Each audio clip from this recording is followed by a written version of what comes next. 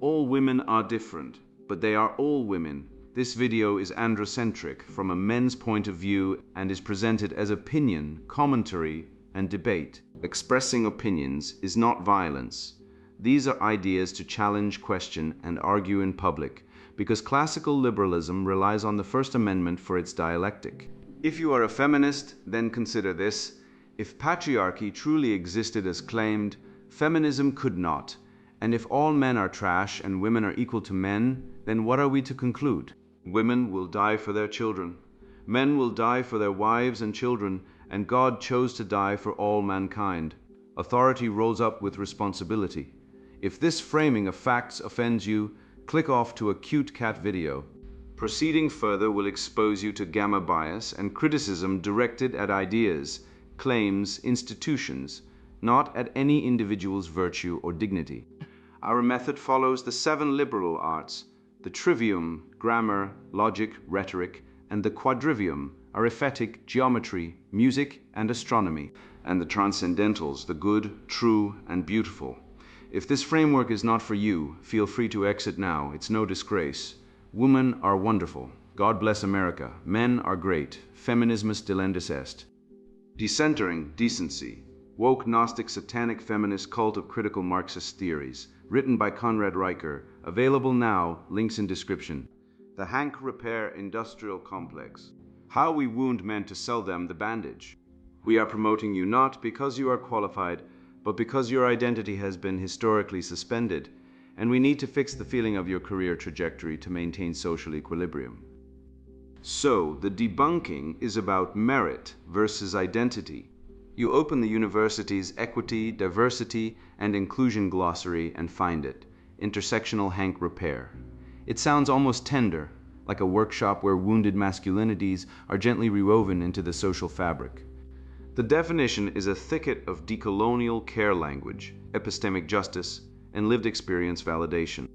But the plain English translation, once you strip the cant of care, reads, "We are promoting you not because you are qualified, but because your identity has been historically suspended. And we need to fix the feeling of your career trajectory to maintain social equilibrium. Compassion is the bait. The hook is a permanent bureaucratic mandate to bypass merit." Notice the hidden premises. First, that hanging is never a personal failure. The institution must have structurally suspended the man. This allows any lack of achievement to be reframed as systemic violence, not a signal for improvement. Second, that emotional validation is a more valuable currency than material output. So a man's sense of being repaired matters more than whether he can actually do the job. Third, that repair is infinite. No metric can ever declare the Hank fully restored, because the wound is defined by the ideology, not by the man. The term commits equivocation. Hank slides between career stagnation, measurable, and existential dread caused by patriarchy, unfalsifiable. When you challenge the repair, you are not asking for accountability. You are performing dominance and disrupting the healing process. This is anti-logos in action. The legitimate male desire for purpose and recognition is pathologized as a Hank in need of female or state-led repair. The institutional priesthood of HR administrators gains jurisdiction. The man loses the authority to define his own standing. Gynocentric moral asymmetry ensures that his dissatisfaction is never his own problem. It is always the system's failure. And she, the institution, the therapist, the diversity officer, holds the keys to his repair. He cannot fix it himself. He must submit to the process. The term sounds compassionate because it promises to take his pain seriously. But the small print says, "You are broken. We define the break. We own the cure. And you will never be fully repaired, only perpetually manageable. Define that before you obey." Lexicon entry. Intersectional Hank repair. Noun phrase. Bureaucratic action object. The institutional mandate to restore the structural integrity of a marginalized identity by applying corrective emotional labor, often at the expense of objective competence or traditional hierarchy. Woke definition, a holistic decolonial practice of recognizing that the hanging suspension of a person's potential is caused by systemic epistemic violence, requiring a reparative intervention that centers the subject's lived experience over external metrics of success. Plain English, we are promoting you not because you are qualified, but because your identity has been historically suspended, and we need to fix the feeling of your career trajectory to maintain social equilibrium. Institutional function, to convert a deficit in competence or merit into a surplus of moral obligation, allowing institutions to bypass objective standards by framing them as oppressive and the replacement of standards as inclusive. Common uses. HR diversity training modules where belonging is prioritized over performance. University tenure committees granting tenure to scholars with weak citations but strong, lived experience narratives. Corporate rebranding exercises where logos are changed to signal repair without changing the underlying product.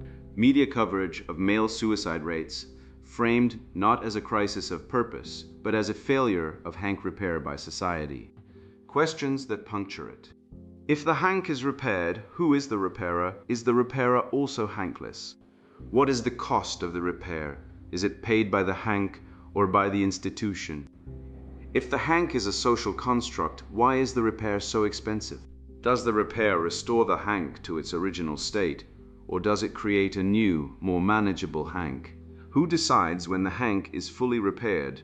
Is there a metric or is it a feeling? Encyclopedia notes. Intersectional hank repair. Part of speech, noun phrase, bureaucratic action object.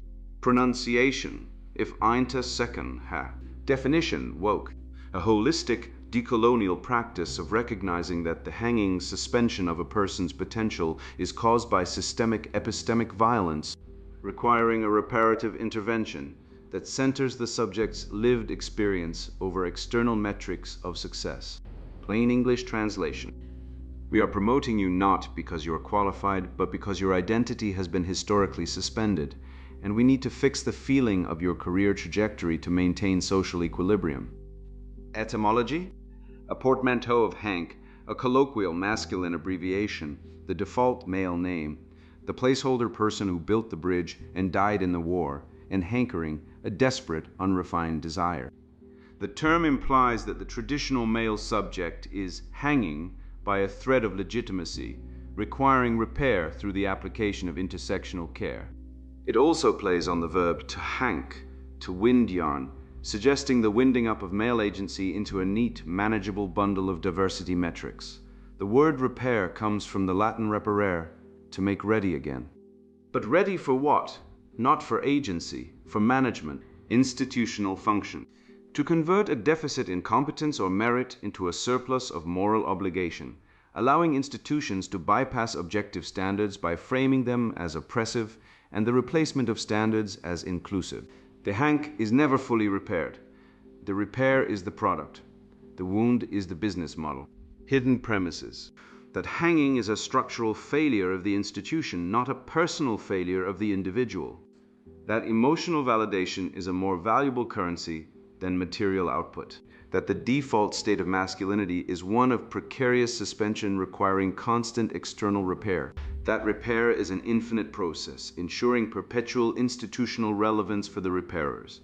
The serpent does not need to deny the wound. He only needs to rename the healer. Theory samples. Intersectionality, Crenshaw.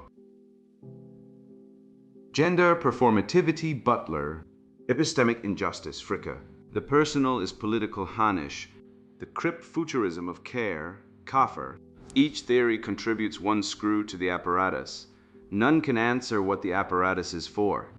Axes of operation. 1. Moral status inflation. Converting a policy preference, diversity, into a badge of moral purity. By framing the hank as a wound, the institution positions itself as the healer. Criticism of the repair is reframed as a rejection of healing itself. Fallacy. Appeal to emotion decided by false cause. Plain test. Who pays for the repair? Is the repair proportional to the damage, or is the damage defined by the cost of the repair? 2. Definition, fog. Keeping the key noun hank fluid so the conclusion can move after challenge. If hank means career stagnation, it is measurable. If it means existential dread caused by patriarchy, it is unfalsifiable. The term shifts between the two to evade accountability. Fallacy, equivocation. Plain test. Can you point to the hank on a piece of paper, or is it only visible through the lens of your ideology? 3. Anti-logos inversion. Recoding definition, evidence, and distinction as harm. When a man questions the need for hank repair, he is not asking for clarity. He is performing dominance and disrupting the repair process. Fallacy, psychologizing disagreement. Plain test. Are you answering the argument or are you diagnosing my gender? Common institutional uses. HR diversity training modules where belonging is prioritized over performance.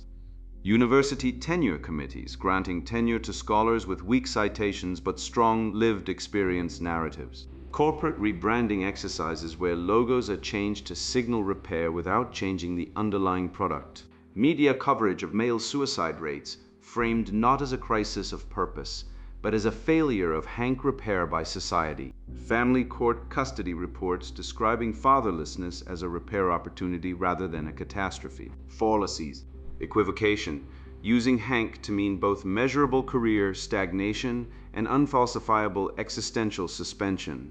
Mott and Bailey, defending the mild claim, men need support, while enforcing the radical claim, men are inherently broken and need institutional management. Unfalsifiability, any lack of improvement in the hank is proof that the repair was not deep enough. Circular definition, the hank is defined by the repair process. The repair process is justified by the hank. Contradictions, the term claims to empower the hank, the man, but defines him as perpetually broken and in need of external repair. It demands objective standards for harm to justify the repair, but rejects objective standards for success to define the repair's goal. It accuses traditional masculinity of being rigid while imposing a rigid bureaucratic framework for fluid identity repair. Socratic questions. If the hank is repaired, who is the repairer? Is the repairer also hankless? What is the cost of the repair? Is it paid by the hank or by the institution? If the hank is a social construct, why is the repair so expensive? Does the repair restore the hank to its original state, or does it create a new, more manageable hank? Who decides when the hank is fully repaired? Is there a metric or is it a feeling? If the repair never ends, what is it actually maintaining? Counter definition. The bureaucratic act of winding male agency into a bundle of diversity metrics to justify the suspension of meritocracy. Detonating question. If you repair the hank, do you fix the man or do you just make him easier to hang? Field note. How it works in a meeting. Setting, a mid-sized tech company, conference room, Wednesday. The Belonging Council has convened to discuss Q3 retention metrics for male engineers, who are leaving at twice the rate of other cohorts. Facilitator Karen, she, her, Director of Inclusive Excellence. So, the data shows our male engineers are disengaging. Exit interviews cite lack of purpose, unclear expectations, and a feeling that competence is no longer valued. We're recommending an intersectional hank repair initiative, a 6-month program of reflective journaling, vulnerability circles, and identity mapping to help them reconnect with their authentic selves. Engineer Tom, 42, 15 years at the company, built the core infrastructure. What does hank repair mean exactly? Facilitator, it's a holistic framework for addressing the suspension of potential caused by systemic epistemic violence. Tom, can you give me an example of what we'd actually do? Facilitator, we'd begin by naming the ways in which traditional masculine norms have created a sense of precarious suspension. Tom, so we'd talk about feelings. Facilitator, we'd process the feelings. The processing is the repair. Tom, and after the processing, what changes? Facilitator, the hank is repaired. Tom, how do we know? Facilitator, the participants will tell us through their lived experience. Tom, is there a metric? Facilitator, smiling gently. Tom, I notice you're asking for metrics, which is itself a manifestation of the rigid, outcome-oriented framework we're trying to repair. The fact that you need a number is part of the hank. Silence. Tom, so my question is the wound. Facilitator, exactly. And that's okay. That's why we're here. Tom does not speak again. He updates his resume that night. He is gone in 6 weeks. His exit interview cites lack of purpose. The Belonging Council notes that the hank was not sufficiently repaired and requests a larger budget. The pattern. The hank is never the man. The hank is the narrative attached to the man. The repair is never the solution. The repair is the institution perpetuating itself by managing the narrative. The man is the raw material. His confusion is the fuel. His departure is the proof the program is needed. His replacement is quieter. This is not compassion. It is a stolen halo. Compassion says you are wounded. Here is truth, discipline, brotherhood, purpose, and a path home. Hank repair says you are wounded. Here is a vocabulary for your wound, a facilitator to manage it, and a framework that ensures you never leave the wound behind. The serpent does not deny the pain. He simply insists that he is the only one qualified to treat it, and that the treatment must never end. Maxim: false compassion is cruelty with a clipboard. A man repaired by his wound is a man owned by his diagnosis. The hank they offer you is not a lifeline. It is a leash with a therapy dog at the other end. Title hook: The Hank Repair Industrial Complex. How we wound men to sell them the bandage. Debunking the term, how we wound men to sell them the bandage. What the word pretends to mean. Intersectional hank repair arrives in your institution wearing the garments of mercy. It speaks the language of healing. It carries a clipboard and a tissue box. It tells you that something has gone wrong, that a man, or men in general, have been suspended, marginalized, left hanging, and that the institution, in its boundless compassion, will now perform a repair. The word presents itself as a progressive intervention, a caring practice, a decolonial, holistic, equity-minded acknowledgement that certain bodies, masculine ones implicitly, have been denied their full flourishing by structural forces, and that the institution bears a moral duty to restore them. It sounds noble. It sounds like justice. It sounds like the kind of thing no decent person could oppose. That is the mask. Peel it back and you find the machinery underneath. The prefix intersectional does the heavy lifting here. It imports the full architecture of Kimberly Crenshaw's analytical framework, the idea that overlapping identity categories produce unique forms of disadvantage, but strips it of its original analytical precision and redeploys. It is a moral bludgeon. Once intersectional is attached to a noun, the noun becomes unchallengeable. You are not criticizing a policy, you are criticizing intersectionality itself. You are standing against the dispossessed. The prefix functions as a rhetorical force field, deflecting scrutiny by sacralizing whatever follows. Then comes hank, a word chosen for its very ambiguity. It gestures toward a name, hank, the everyman, the masculine default. It gestures toward a state, hanging, suspended, dangling. It gestures toward an action, to hank, to wind yarn, to loop, to bind. It refuses to settle. This is not accidental. A word that cannot be pinned down, cannot be argued against. The hank is whatever the institution needs it to be in the moment. A wound, a gap, a feeling, a demographic category, a career trajectory, an existential condition. And finally, repair from the Latin reparar, to make ready again. Ready for what? Not for sovereignty, not for agency, not for the restoration of the household, the craft, the vocation, the father's chair. Ready for management. The repair does not return the man to himself. It returns him to the system, processed, catalogued, diagnosed, and dependent on the very apparatus that categorized his wound. The compound phrase pretends to mean, we see your pain and we will heal it. What it actually means is far more sinister. What the word actually does. Strip the therapeutic vocabulary away and watch the mechanism bear itself. Intersectional hank repair does not heal men. It manufactures a diagnosis and then sells the treatment. The wound is not discovered. The wound is constructed, named into existence by the same institution that profits from treating it. This is the pharmaceutical logic of grievance. Identify a condition, pathologize a population, and bill indefinitely for management of the condition you invented. Here is what the word does concretely. When it enters a policy document or a training manual, it pathologizes masculinity as a default condition requiring intervention. The hank is not a specific injury suffered by a specific man at a specific time. It is a standing diagnosis. To be male, particularly to be traditionally masculine, competent, stoic, outcome-oriented, hierarchical, is to be in a state of hank. You do not apply for the repair applies to you. Your resistance to it is itself cited as evidence of the condition. It converts institutional preference into moral virtue. When an organization prioritizes belonging over performance, lived experience over measurable competence, or repair over rigor, it is not making a neutral choice. It is performing a moral act, or rather a moral performance. The institution gets to preen. Look at us, we are repairing hanks, we are doing the work. The actual output, whether the men in question are flourishing, whether the institution is fulfilling its mission, whether anything real has improved, is irrelevant. The performance is the product.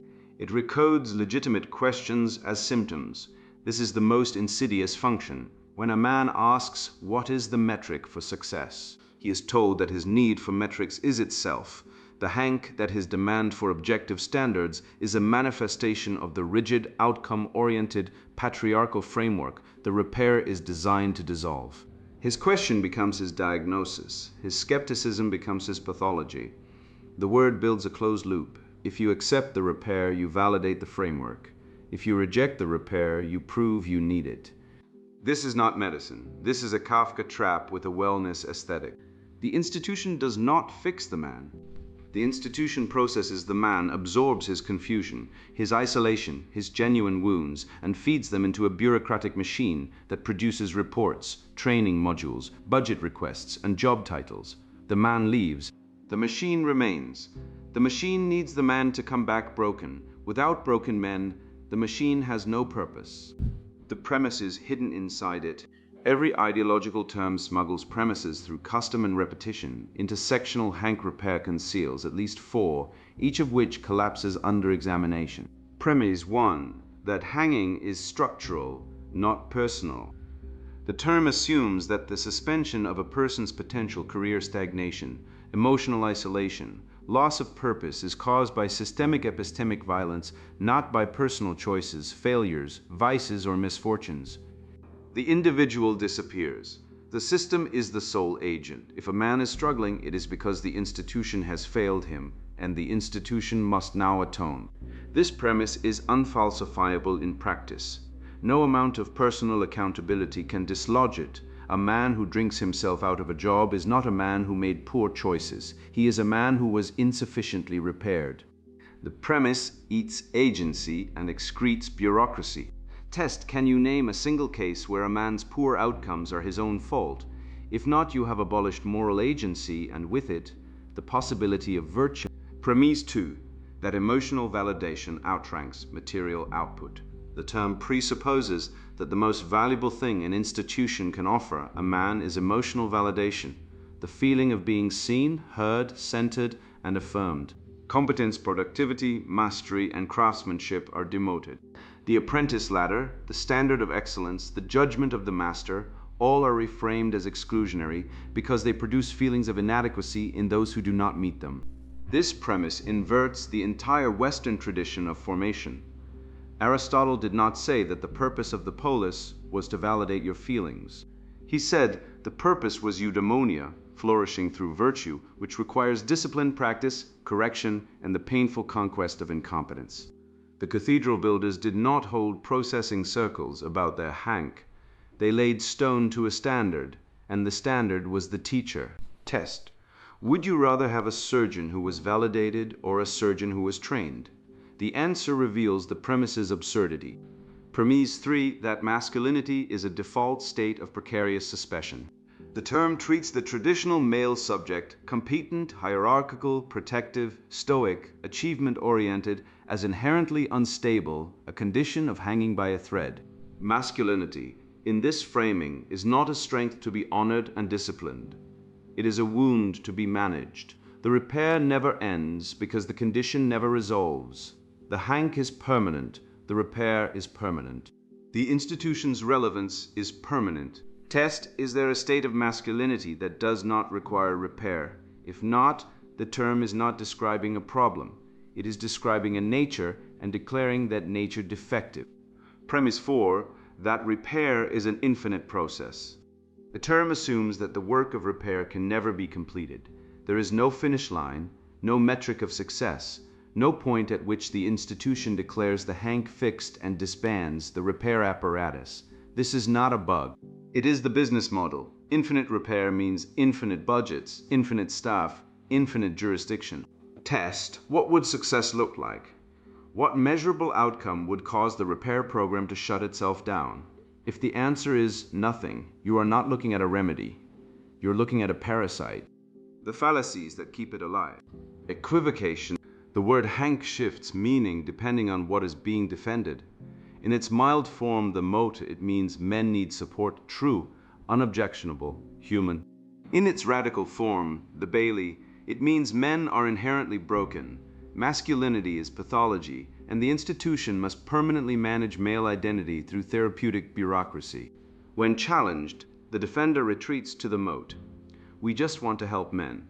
When unchallenged, the Bailey expands. Your resistance is the disease. The fix: demand a definition that holds still. Write it down. Test it against examples. If the definition cannot survive a whiteboard, it cannot survive a policy. Mott and Bailey. The mild claim, men deserve support, is used to install the radical claim, men are defective and require institutional management. This is the signature move of every ideological capture operation. Enter through compassion, stay through control. The fix: ask which claim is being written into policy. Policy does not enforce feelings. Policy enforces definitions, procedures, and consequences. What definitions, what procedures, what consequences? Unfalsifiability. Any failure of the repair is cited as evidence that the repair was insufficient. More funding needed, more training needed, deeper intervention needed. The theory cannot fail, it can only be under-resourced. This makes it immune to evidence and therefore immune to science, to reason, and to reform. The fix: ask the unfalsifiability question. What observation would make you say the program was wrong and should be ended? If no such observation exists, the program is not a remedy, it is a religion. Circular definition.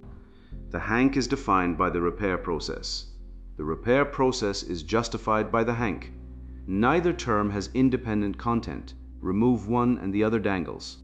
The entire structure is a self-referential loop, a linguistic Ouroboros that feeds on its own output. The fix: define the hank without referencing the repair. Define the repair without referencing the hank.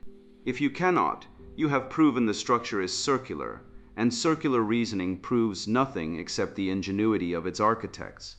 Psychologizing disagreement. When a man questions the framework, his question is diagnosed as a symptom. This is bulverism, the fallacy of refuting an argument by explaining the psychological condition of the arguer rather than engaging the argument itself. C.S. Lewis exposed this move decades ago. It is the last refuge of the ideologue who cannot win on evidence. The fix: are you answering my argument or are you diagnosing my identity? Because if you can't tell the difference, you are not qualified to do either. The institution that benefits. Follow the money, follow the titles, follow the jurisdiction.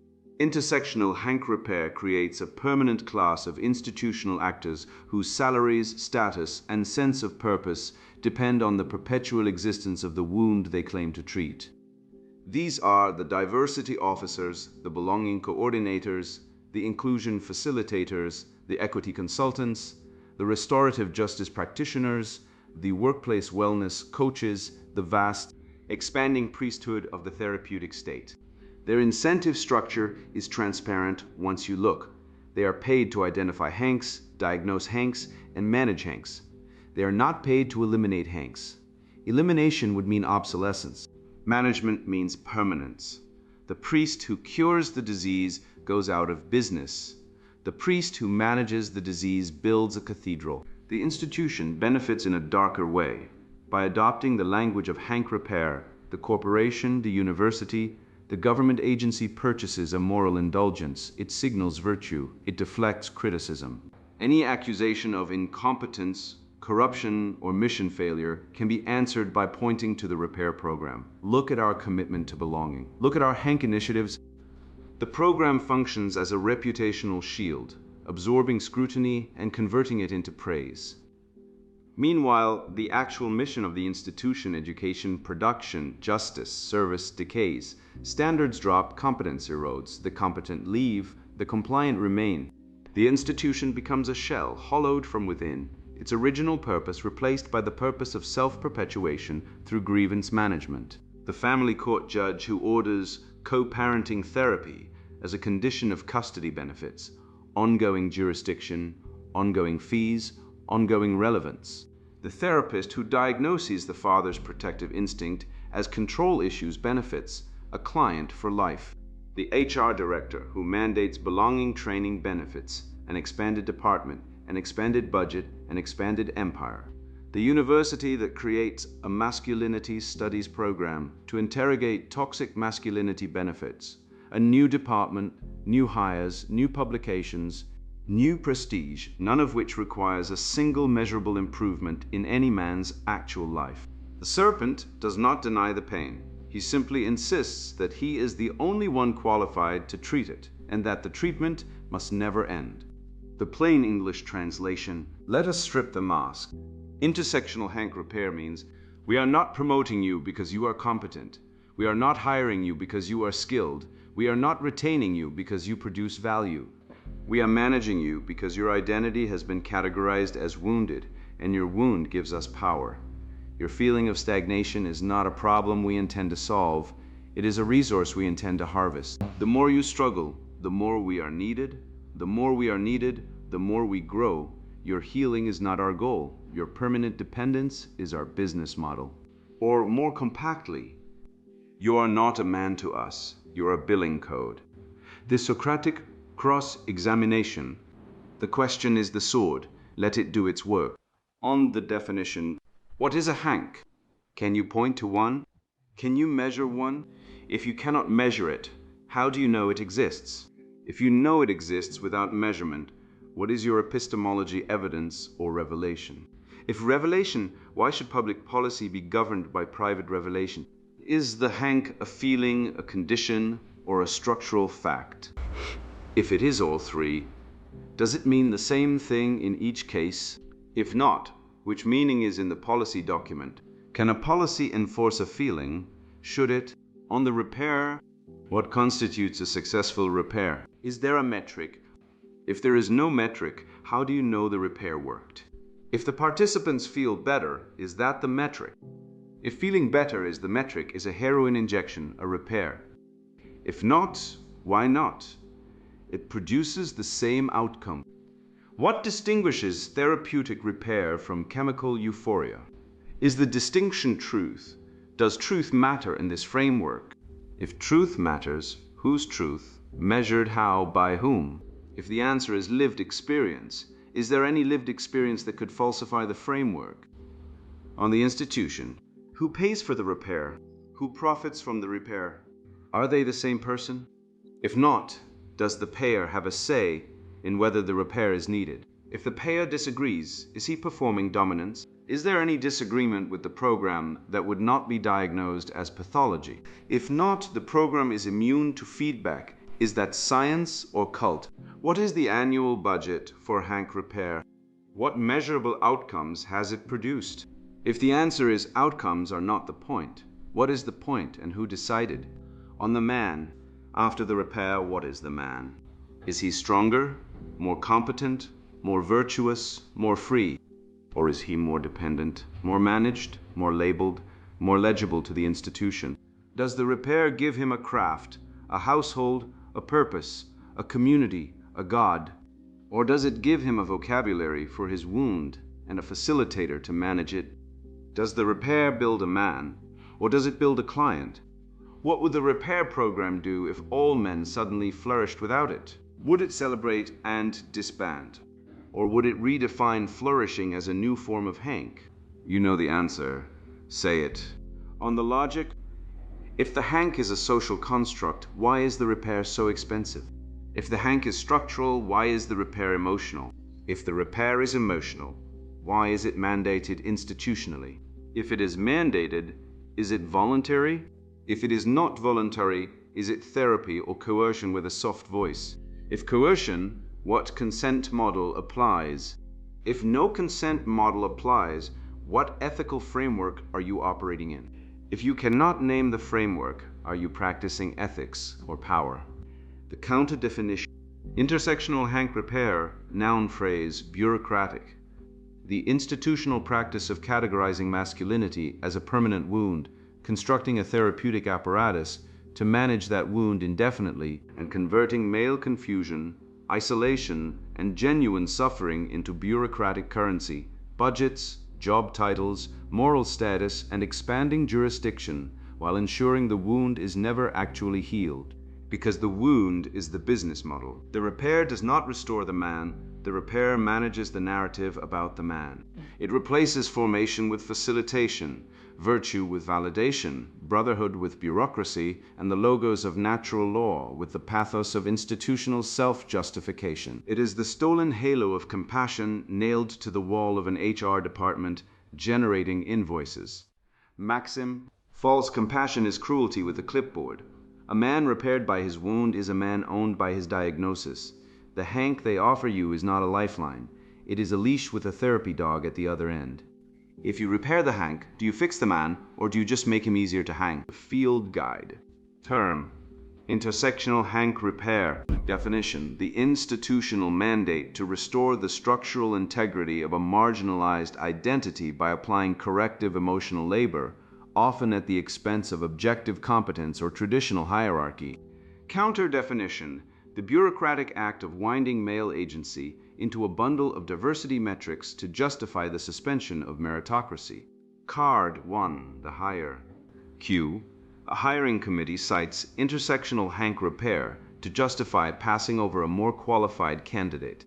Hidden move: replacing merit with identity narrative. Hank starts as career stagnation, measurable, then drifts to existential suspension caused by systemic epistemic violence, unfalsifiable. The term shifts between the two whenever you press for evidence. Plain English: we are promoting this person because their identity group is underrepresented, not because their work is exceptional. If you question this, you are disrupting the healing. Socratic question: can you point to the hank on a piece of paper, or is it only visible through the lens of your ideology? Card 2, the training. Q. HR rolls out a mandatory module on intersectional hank repair for all employees.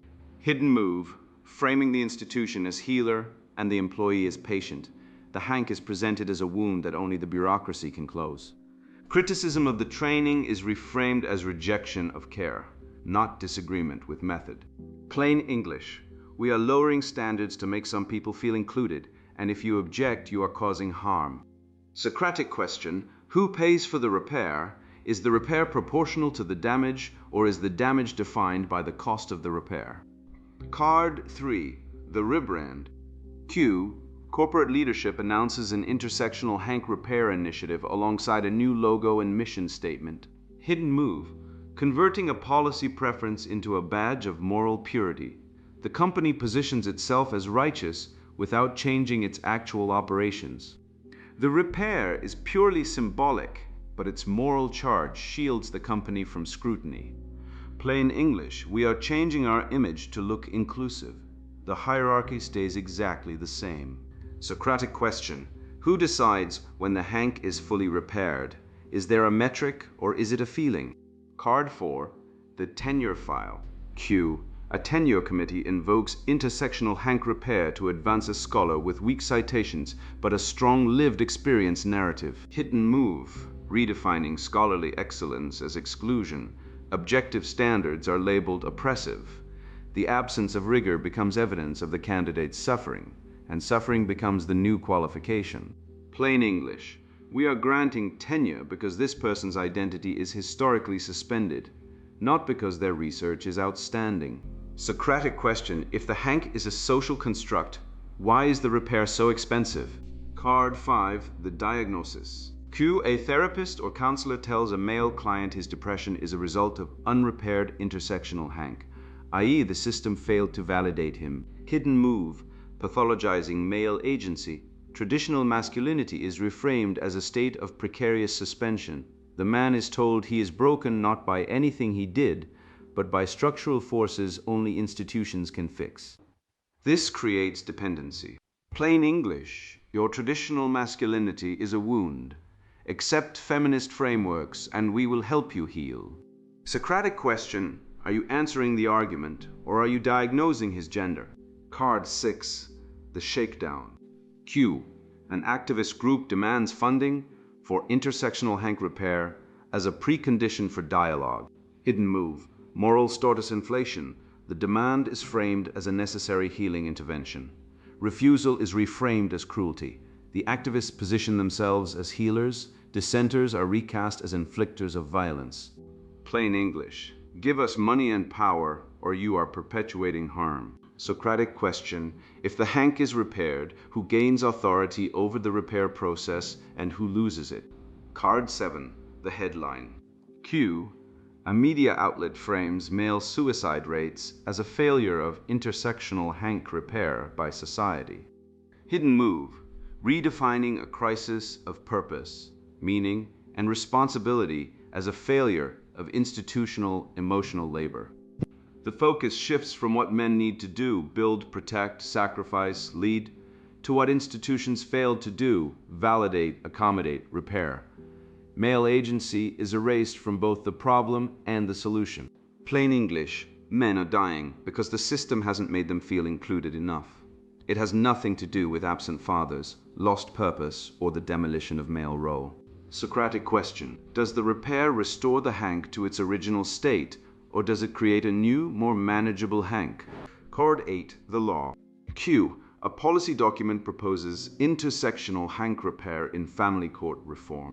Hidden move, reframing a real harm, fatherless homes, custody asymmetry as a structural problem only the state can heal.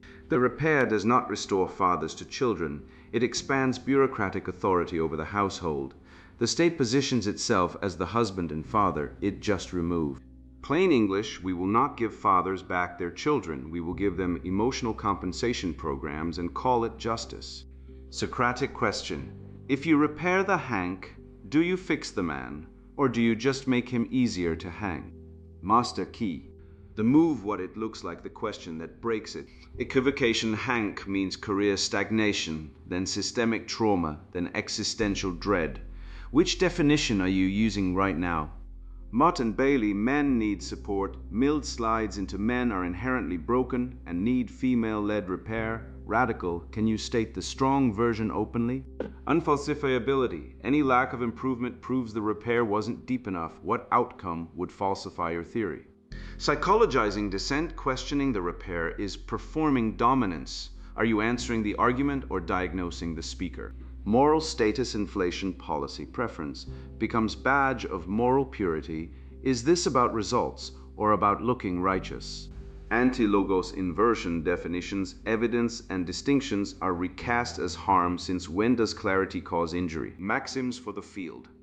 Define before you obey. A question can be a sword with a clean conscience. False certainty fears examples. Contradiction is the crack where truth enters. The unexamined slogan becomes a cage. Make the claim hold still. Ask until the mask names itself. A calm question is often stronger than an angry speech. Final test. So here is the one rule I want you to carry out of every room where these people operate. Define the woke term before you obey it. Translate it into plain English until the fog burns off. Audit who actually gains power once it is enforced, and then ask the detonating question. The one query, the ideology, cannot survive being asked aloud. If equity means equal outcomes, say so. If safety means immunity from disagreement, say so. If justice means your son loses due process, so an administrator gains jurisdiction, say so. Once the noun holds still, the spell breaks, every time. The serpent's first move was never the fruit. It was the redefinition. Your counter-move is grammar, and grammar is a sword with a clean conscience. I have said all of this because the West is not dying from outside attack. It is dying from a refusal to name what is killing it. Every stolen word is a stolen altar, and every redefinition is an inverted sacrament. So define, distinguish, discern, dismantle, and restore, and never trade a clear question for a compliant silence.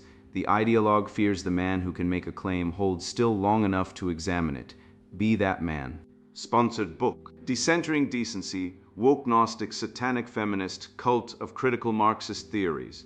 I watched my son come home from school confused, taught that biology doesn't matter, and that his natural strengths as a boy were something to apologize for. I saw friends lose jobs for questioning the new orthodoxy, and institutions I once respected crumble under the weight of ideological poison. This isn't just theory, it's my life, and it's happening to you right now. Western civilization is under siege by a woke Gnostic Satanic cult masquerading as progress. And if we don't act, everything we've built will vanish. This book is my answer, forged from decades of research and real-world battles, because sitting idle while they erase truth and manhood isn't an option. Decentering decency isn't some academic buzzword, it's the cancer killing our society. Schools indoctrinate kids with Marxist lies, media pumps out propaganda, and governments enforce policies that demonize masculinity while celebrating degeneracy. Feminism demands men sacrifice themselves on the altar of equality, a biological fantasy that ignores evolution and psychology. They call you toxic for being a man, then shame you if you show weakness. It's a trap designed to destroy you. This cult of critical theories has infected every institution, and I've tracked its roots from satanic subversions to the Great Replacement agenda. What you're feeling, that rage, that sense of betrayal, is rational. It's time to fight back with unflinching truth. I wrote this book for red-pilled men who see through the lies and want real solutions, not platitudes.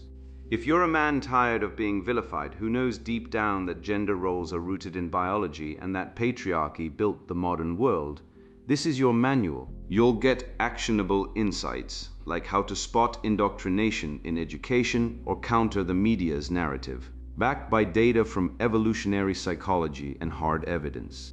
We'll dissect critical theory, expose woke capital suicide, and restore the proven power of fatherhood.